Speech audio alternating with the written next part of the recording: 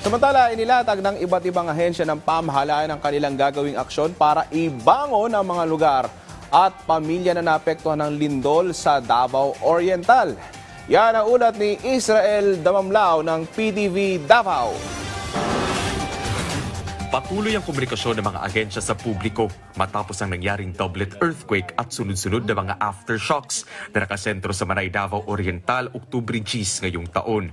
Nagsagawa ng press conference ang mga cabinet secretaries sa sila Department of Public Works and Highways o DPWH Secretary Vince Dizon, Department of Education o DepEd Secretary Sonny Angara, Mindanao Development Authority o MINDA Secretary Leo Tereso Magno at Department of Social Welfare and Development o DSWD Secretary Rex Gatchalian sa Tactical Operations Wing Eastern Mindanao sa Sasa, Davao City, pasado alas 4 ng hapon, Oktubre 10 ngayong taon.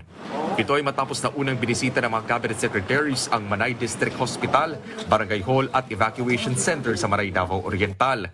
Kasunod dito ay pumunta rin ang mga cabinet secretary sa opisina ng probinsya ng Davao del Norte kung saan tinalakay ang Humanitarian Assistance and Disaster Response o HADR. Pinag-usapan din ang kabuang mga casualties na dulot ng lindol kung saan nasa 8 na ang natalang patay at 531 ang natalang nasugatan sa Davao Region at karatig na mga lugar.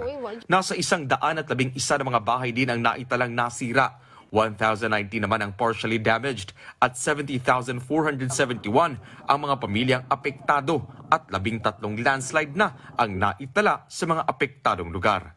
Pagkatapos nga ng pagbisita ng mga cabinet secretary sa probinsya ng Davao del Norte, ay agad din itong nakipanayam sa Davao City kung saan pinag-usapan ang aksyon ng bawat ahensya ukol sa nangyaring lindol. Kung saan siniguro ng ahensya ng DSWD ang sapat na mga family packs na nasa higit 100,000 na mga family packs ang una nang naihanda sa humigit kumulang 100,000 na mga family packs din ang inihanda sa Caraga Region kung sakaling magkulang ang mga family packs para sa mga apektado ng naturang lindol. Lagpas-lagpas yung pinadadala namin normally.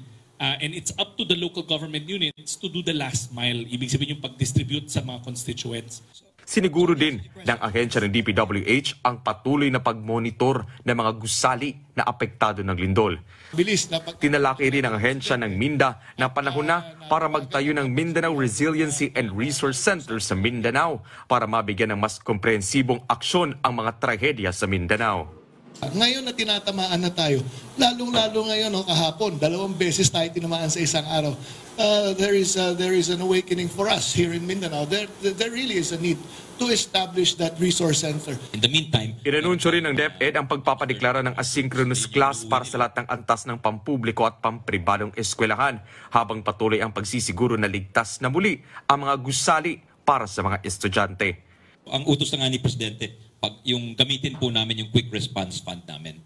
Dahil bawat ahensya may quick response fund. So kami, for minor repairs, i-release na namin yan sa regions at saka sa school divisions namin. Sa likod ng lahat ng mga trahedya na naranasan ng Pilipinas, binigyang diin ng mga ahensya alinsunod sa direktiba ng Presidente Ferdinand R. Marcos Jr. ang pagsasagawa ng access portal para sa publiko kung saan pwede ma-access ang lahat ng mga proyekto, plano, kontrata at iba pang mga impormasyon para sa publiko. Paayos natin ngayon, pero ulitin ko, yan talagang gusto ng Pangulo kasi wala naman dapat itago ang gobyerno. Lahat naman to public, lahat to para sa publiko and therefore dapat magaman ng publiko.